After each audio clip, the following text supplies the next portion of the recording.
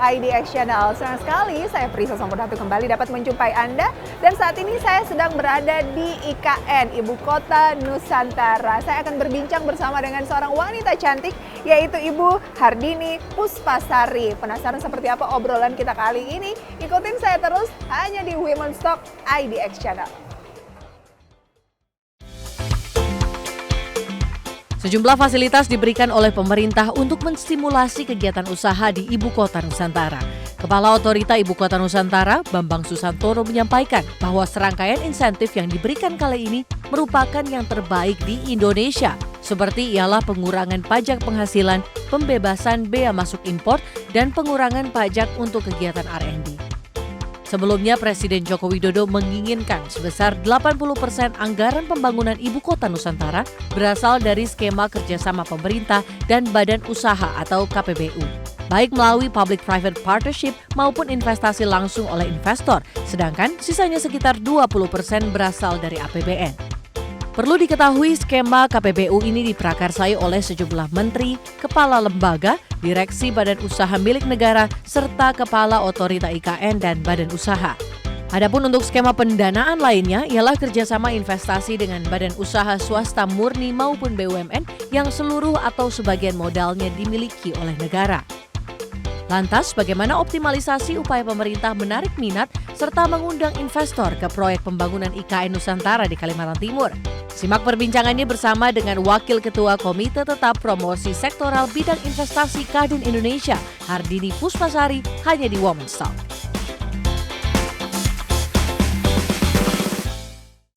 Langsung saja kita sapa Ibu Dini, apa kabar? Halo Mbak Prisa, cantik luar sekali. biasa. Terima kasih banyak untuk waktunya. Ini Yes. kita lagi berada di IKN, maksudnya adalah Booth Otorita Ibu Kota Nusantara. Tepatnya ini booth IKN di acara Swindu Proyek Strategis Nasional. Oke, karena Ibu Dini merupakan Wakil Ketua Komtap atau Komisi Tetap Promosi Sektoral Bidang Investasi Kadin Indonesia. Boleh dijelaskan Ibu Dini apa sih tujuan dari pengadaan acara ini? Acara ini adalah acara main event dari Swindu Proyek Strategis Nasional, di mana Bapak Jokowi pada tahun 2016 mengeluarkan Perpres 3 tahun 2016 mengenai proyek strategis nasional, di mana proyek strategis nasional ini salah satunya adalah IKN, dan juga proyek-proyek strategis nasional itu total kebutuhan investasinya 5.800 triliun Mbak, dan terimplementasi transaksi untuk 160 proyek dengan 1.080 triliun. Jadi gapnya ini masih banyak banget, jadi membutuhkan partisipasi dari private sector. Oke, makanya Kadin juga mengambil peran di sini begitu Betul, ya, karena betul. ya butuh peran serta ataupun juga dukungan dari private sector. Nah, perkembangannya sejauh ini dengan kerjasama pemerintah, seperti apa peran dari Kadin?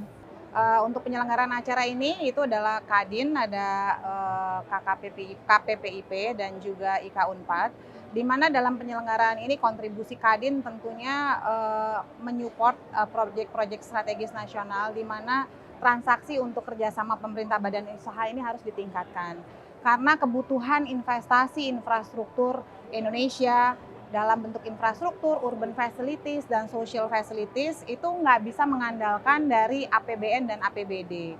Harus sesuai dengan Perpres 38 2015, harus ada kerjasama pemerintah dan swasta. Bagaimana private sector di Indonesia, pengusaha-pengusaha Indonesia, teman-teman yang ada di Indonesia ini mengambil kesempatan menjadi investor di negeri sendiri. Jadi sayang banget kalau kesempatan yang sangat luar biasa ini teman-teman hanya jadi penonton. Kita harus jadi pemain di negeri kita sendiri. Oke, terkadang mungkin ada rasa-rasa khawatir ya dari para investor begitu ya, untuk bekerja sama dengan pemerintah, karena kan belakangan ini kan juga ada persoalan-persoalan, misalnya pembayaran dan lain sebagainya, misalnya kan ada masalah di sektor konstruksi, BUMN, dan banyak hal lah Ibu yang mungkin menjadi pertimbangan investor swasta untuk join bersama dengan pemerintah. Gimana nih tanggapan dari Ibu? Kalau saat ini, kalau kita lihat Indonesia sebenarnya itu terlihat menjadi negara yang seksi loh untuk peluang investasi Mbak. Kita lihat tahun lalu Indonesia menjadi tuan rumah di G20 dan juga B20, dan tahun ini kita baru saja menyelenggarakan KTT ASEAN. Di sini memperlihatkan betapa negara-negara seluruh yang ada di dunia ini mempunyai perhatian khusus terhadap Indonesia. Dengan adanya IKN ini itu adalah membuka peluang investasi yang dari luar negeri itu bisa kita bawa masuk ke Indonesia. Dalam hal ini tadi yang seperti Mbak bilang masalah kontraktor pembayaran, mungkin yang perlu diatur oleh pemerintah. Tapi kalau bicara mengenai IKN kan sudah dikeluarkan Perpres 12 tahun 2023 ini mengenai kemudahan berinvestasi di IKN. Kedua, memang kemarin itu mungkin banyak dari teman-teman kontraktor yang menengah ke bawah ini bertanya bahwa banyaknya penugasan-penugasan yang semuanya diberikan hanya pada BUMN. Nah, ini yang perlu memang masih harus dibenahi. Oke, nah ngomongin soal iklim investasi nih Ibu Dini, kan kita mau memasuki tahun politik begitu ya, Betul. 2024. Banyak yang khawatir misalnya nantinya proyek IKN ini berada di tangan pemimpin baru begitu ya, yang mungkin mungkin tidak sejalan dengan proyek ini atau ada perubahan. Kan kalau misalnya kepemimpinan baru mungkin ada hal yang baru tentunya. Nah, investor kan juga meragukan hal-hal seperti itu, ketidakpastian gitu. Gimana tanggapan dari Ibu Dini? Jadi memang situasi kontestasi politik yang akan kita hadapi ini pasti berpengaruh dengan investasi yang akan dilakukan. Tapi kita semua di sini mempunyai kewajiban sebagai warga negara bahwa pemimpin kita Bapak Jokowi saat ini sudah mencanangkan program yang menurut saya luar biasa. Karena kita harus menyadari ibu kota DKI Jakarta ini kapasitasnya udah terlalu full, dari populasinya, dari semuanya numplek-blek jadi satu di Jakarta. Dan kalau misalnya dibuat di Kalimantan, ini adalah satu pemerataan untuk pertumbuhan ekonomi. Indonesia ini kan kita sangat luas. Dan ini saatnya kita memang kita memang harus memperluas pembangunan, karena nggak boleh dong selalu sentralistik ada di Jawa. Teman-teman yang di Indonesia Timur juga bisa merasakan perubahan atas pembangunan yang dicanangkan pemerintah. Kalau saya melihatnya ini merupakan tanggung jawab kita bersama ya Mbak, dan semoga pemimpin yang nanti menjadi presiden yang baru itu melanjutkan program yang sudah dicanangkan pemerintah ini. Karena memang kalau menurut saya ini sangat baik dan harus kita dukung. Nah, kita harus mendukung dan menjadi tanggung jawab kita bersama begitu ya. Betul. Kalau kita aja ragu apalagi investor asing. Nah, betul. Oke. Nah, katanya Ibu Dini nih saking optimisnya, saking seriusnya begitu ya, menginisiasi KPBU seperti yang ada di PIN Ibu Dini. Betul, Boleh betul. dijelaskan sedikit apa sih KPBU? Kadin KPBU ini adalah Kadin Kerjasama Pemerintah Badan Usaha. Karena saat ini peran kita, ini para pengusaha yang ada di daerah, itu yang harus berperan untuk membangun daerah masing-masing. Putra-putra daerah ini saatnya bangkit. Saatnya Indonesia itu investornya adalah anak-anak negeri bangsa. Kadin KPBU ini memberikan solusi dalam hal membantu menyiapkan proyek daripada dokumen yang commercially viable. Juga kita akan bekerja sama dengan PT Penjamin Infrastruktur Indonesia, memberikan penjaminan terhadap proyek solicited dan unsolicited pemerintah, yang mana juga kami membantu untuk sampai terjadinya transaksi. Jadi bisa sampai financial close, sampai proyek yang KPBU ini bisa, yang ready to offer ini bisa ditransaksikan. Oke, sejauh ini perkembangannya udah sampai di mana Ibu, atau ada proyek tertentu dalam jangka waktu dekat? Dalam kemarin ini di event ini di proyek strategis nasional ini kita menyiapkan proyek dari Sumatera, Jawa Barat, Jawa Tengah, Jawa Timur, yang kita bikin business matching terhadap proyek-proyek yang ready to over. Kemarin itu ada nilai proyek itu lebih dari 400 triliun yang kita siap untuk membantu kita cari untuk investor dalam investasi di proyek ini. Oke, Ibu aktif sekali ya dalam organisasi, kemudian juga saya lihat di media sosialnya sebagai seorang ibu gitu, apa nggak capek? Nanti kita bahas lebih jauh ya, pengalaman-pengalamannya kita jeda terlebih dahulu. Oke. Pemirsa tetap bersama kami di Women's Talk, karena saya akan kembali usai jeda pariwara berikut ini.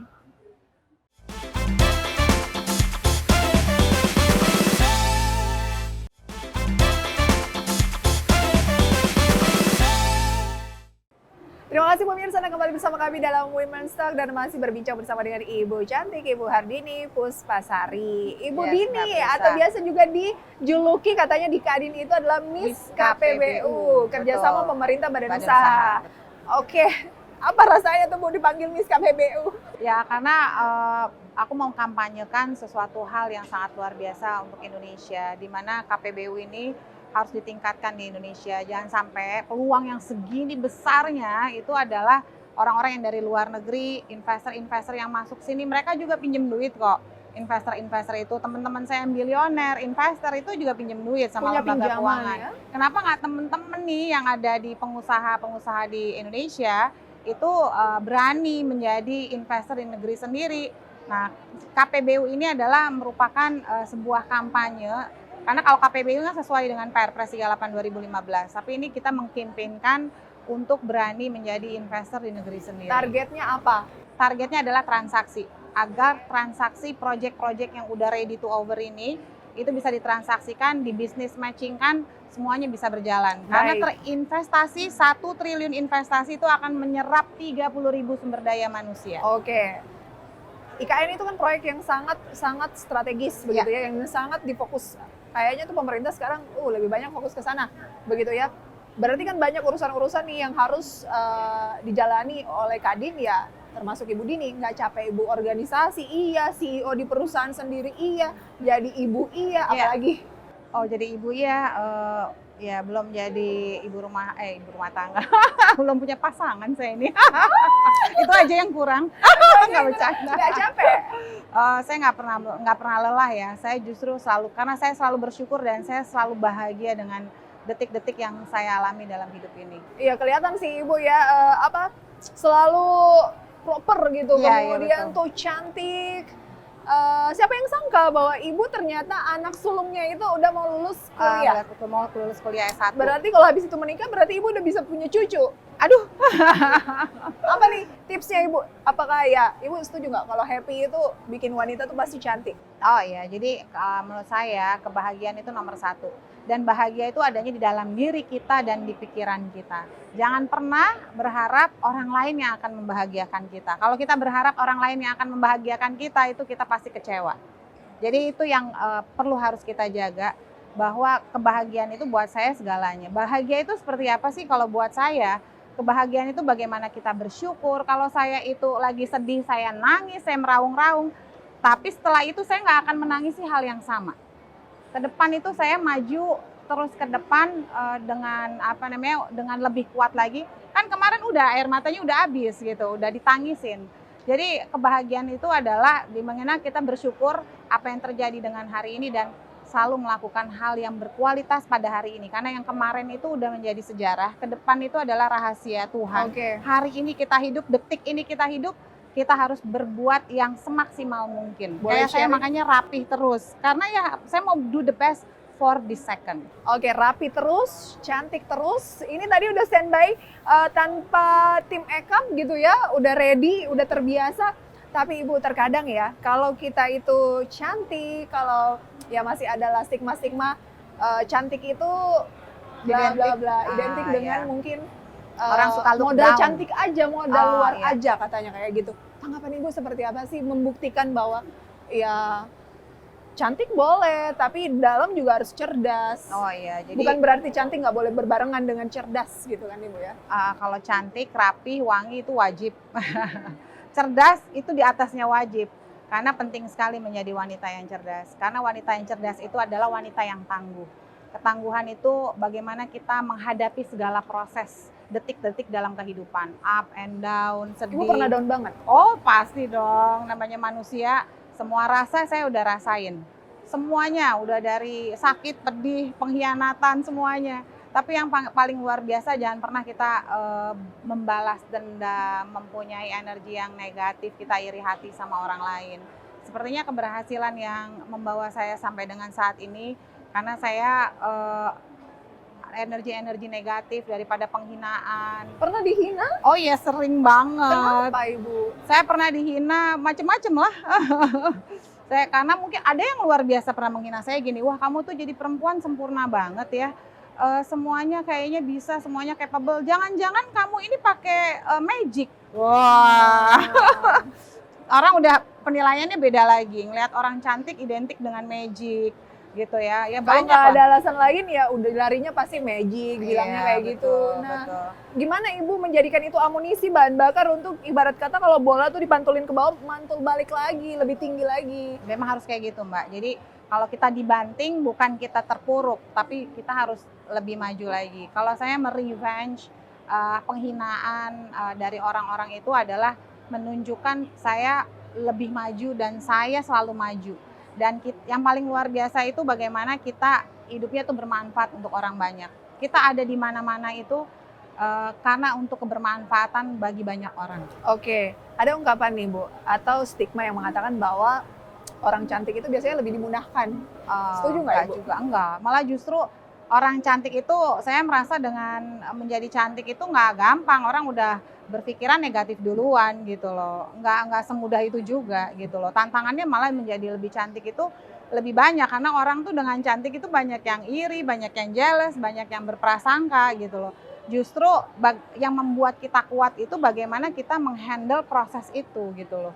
Bagaimana kita bisa persepsi yang negatif orang itu nggak seperti yang mereka pikirkan. Nah itu kan butuh proses. Nah, gimana Ibu contohnya nih menghadapi situasi di mana misalnya Ibu lagi ekstra dandan.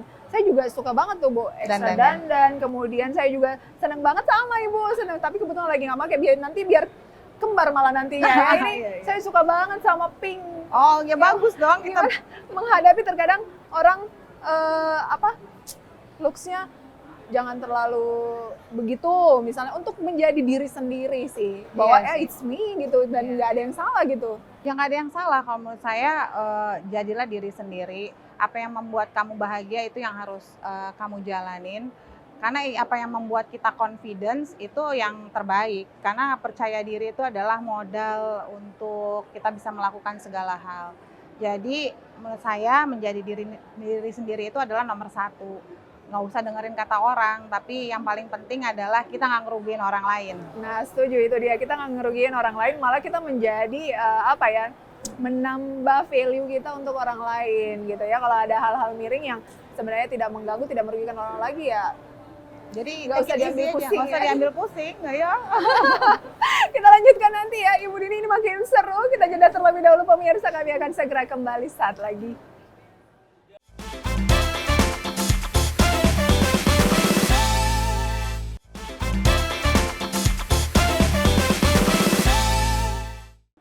Terima kasih pemirsa Anda kembali bersama kami, masih bersama dengan Ibu Dini. Ibu Dini juga adalah seorang ibu Yang berperan tunggal. Oke. Di highlight ibu yang berperan tunggal. Berperan tunggal ya. Jadi saya berperan berperan tunggal ya. Saya berperan jadi bapak dan jadi ibu. Tidak berminat untuk mencari pendamping?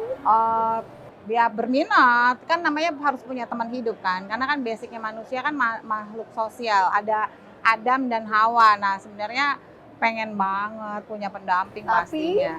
Tapi pendamping yang tepat. Nah ini belum ketemu nih sama yang tepat. Karena aku nggak mau menaruh hati aku di tempat yang salah. Oke, balik lagi tadi seperti Ibu pernah bilang tadi di segmen sebelumnya ya, bahwa orang bisa berubah. Ya, karena buat saya tuh yang paling penting adalah karir itu penting. Karena karir nggak akan pernah tinggalin kita. Karir tidak akan pernah tinggalin kita. Tapi kalau misalnya manusia berubah dan dia bisa meninggalkan kita kapan aja. Oke, ini yang menjadi pertimbangan dan nggak bisa hanya asal milih aja. Iya, betul sekali. Gitu ya. Harus yang tepat, Mbak. Siapa sih support system dari seorang Dini? Oh, udah pasti itu yang paling berharga buat saya itu ya anak-anak saya. Kedua anak saya, Raffi dan Rajendra, itu luar biasa. Mereka adalah sumber inspirasi saya, sumber semangat saya. Bisa sampai di titik ini ya karena mereka. Oke, saya tuh lihat nih di media sosialnya ada momen penyiraman betul. untuk anak yang kedua. Maksudnya seperti apa sih? Mungkin bisa ditampilkan juga nih tayangannya. Penyiraman ini ibu sampai nangis. Iya betul. Jadi ini anak saya sekolah di boarding school, di mana boarding school ini menanamkan nilai-nilai kebangsaan. Di mana nilai-nilai kebangsaan pasti ada kedisiplinan. Kemarin ini anak saya dari kecil sampai besar ini selalu masih ngetek sama ibunya gitu ya, manja. Nah dengan pendidikan 2,5 bulan itu nggak betul-betul didisiplinkan dan sampai nggak ketemu sama orang tua untuk pendidikan dasarnya ini. Nah momen yang penyiraman pembaretan inilah momen di mana sudah mereka mengalami selama 2 bulan lebih kemandirian dari kedisiplinan di sekolah, mengikuti tata kedisiplinan tata aturan sekolah. Itu adalah kemarin itu penutupan untuk mereka pembaretan dan penyiraman dan penyamaran. Nah di situ momen yang sangat luar biasa karena udah nggak ketemu sama anak, even sakit pun saya nggak diizinkan jumpa atau mendengar suaranya. Waktu kemarin ketemu itu udah berubah sikapnya sampai saya tanya, kamu kangen sama mama nggak? Nah dia jawabnya, siap kangen mama. Waduh, kaget kan. Jadi benar-benar sekarang udah berubah dari nggak pernah cuci baju, ini sekarang nyuci baju, gosok semuanya dia harus take care sendiri. Dan yang sangat luar biasa, kemarin tuh cuma ketemu 1 jam, jadi kayaknya itu momen yang sangat luar biasa buat saya. Berarti Ibu juga menanamkan pelatihan mental juga ya untuk penting anak. Sekali untuk anak laki-laki, untuk kita tuh punya kekuatan mental. Kenapa Ibu merasa itu penting? Padahal Ibu kan ya bisa dikatakan sudah cukup begitu ya, anak tinggal meneruskan. Mengapa karakter itu menurut Ibu tuh penting? Karena saya dulu basicnya ada paskibraka dan saya juga, saya paskibraka dulu, jadi memang udah biasa basicnya itu ketahanan mental tuh penting sekali. Orang yang tahan mental, tahan banting itu pasti dia akan jadi sukses. Karena hidup ini penuh rintangan dan tantangan. Jadi nggak boleh give up, itu nomor 1 buat saya. Nah itulah yang juga ditanamkan ke anak untuk menjadi bekal begitu ya. Kalau tahan mental. Anak diasramakan, kemudian Ibu sibuk, me time, bukan me time sih. Quality time-nya dengan keluarga itu seperti apa? Wah, anak-anak saya berkomunikasi dengan anak saya itu udah kayak temen ya. Karena kan mereka adalah teman hidup. Saya nggak pernah ada jarak sama anak-anak. Jadi betul-betul mereka feel so comfortable dengan saya. Even teman-temannya juga nyaman gitu loh. Karena memang di rumah saya itu komunikasinya kita kayak homey, hangat. Dan quality time-nya itu kalau anak-anak pulang dari asrama, anak saya yang kuliah dari Jogja itu ketemu. Tapi nggak harus juga begitu kan, kalau sama anak yang di Jogja itu bisa video call anytime gitu loh. Pas ada waktu bisa video call, tapi saya kalau sama anak-anak saya itu bukan dari kecil itu ngebiasain bukan dari kuantitasnya, tapi dari kualitasnya. Oke, Ibu, kalau ada yang bilang begini, Ibu Dini mungkin sukses karena punya koneksi yang banyak dan lain sebagainya, ada privilege lah. Benar ada privilege? Dong, nggak ada. Privilege itu nggak selalunya menjadi utama gitu ya. Yang paling utama adalah bagaimana kita memahami proses, bersyukur, dan mendeliver proses itu merupakan bagian dari sebuah proses. Dan proses itu nggak semuanya selalu enak, pasti proses itu juga up and down, ada yang nggak enaknya juga gitu. Bagaimana kita bisa menghadapi rintangan-rintangan itu yang paling utama. Biasanya kan pendidikan dianggap sebagai modal utama. Enggak juga. Penting sih, pendidikan itu S1, S2 penting, betul. Ibu boleh share latar belakang pendidikan? Oke, saya lulus S1 dari bidang komunikasi di Humas dan S2 saya manajemen komunikasi. Di dalam negeri? Di dalam negeri. Oh, produk dalam negeri. Iya, ya? Saya produk dalam negeri. Siapa bilang bahwa di dalam negeri tidak mampu bersaing di negara sendiri. Betul. Nah kan pasti teman-teman organisasi Ibu Dini kan juga latar belakangnya berbeda-beda. Betul. Nah gimana tuh Bu, ya di organisasi manapun pasti kan menemukan orang-orang yang dari latar belakang yang berbeda. Gimana untuk bisa tetap perform? Oke, very good question. Jadi buat saya pertama modalnya adalah percaya diri, confidence. Kedua adalah sering baca, banyak baca. Walaupun aku udah nggak sekolah, tapi aku menanamkan ke anak-anak saya suka baca buku dan saya juga suka baca Wawasan buku. Ya? Wawasan itu nomor 1. Baca buku itu kalau saya bilang sih harus diwajibkan ya, karena ibaratnya kalau handphone aja kita charge biar baterainya on terus, begitu juga knowledge kita. Karena buat saya kita mau punya mobil 10, rumah 100, yang dipakai juga semua 1. Saya koleksi sepatu, ketemu Mbak pakainya 1, tapi yang kita bawa kemana-mana adalah ilmu. Ilmu itu penting banget. Dengan kita berilmu, dengan kita punya knowledge yang luar biasa, itu yang akan mengangkat harga diri kita dan kita dihargai di lingkungan. Oke, dan jadilah orang yang memiliki value Iya. dimanapun berada begitu ya. Berarti ilmu itu adalah kunci suksesnya dan juga bermanfaat bagi sesama. Ibu Dini, terima Iya, kasih terima banyak kasih, untuk Mbak sharing-sharingnya. Semoga bermanfaat untuk pemirsa Women's Talk dimanapun berada. Sukses selalu khususnya Amin. untuk KPBU. Miss Jaya, KPBU, jaya, jaya. jaya untuk Indonesia. Untuk Indonesia. Pemirsa Women's Talk, demikian edisi kali ini, semoga bisa menjadi referensi sumber informasi bagi kalian dimanapun berada. Saya Prisa Samodatu pamit undur diri, sampai berjumpa kembali, bye-bye. Ininya gini ya Bu ya? Kalau ini IKN, IKN? kalau Kadin gini. Oke, Cuan. KN. Ini IKN, ini cuan untuk Kadin. Ibu.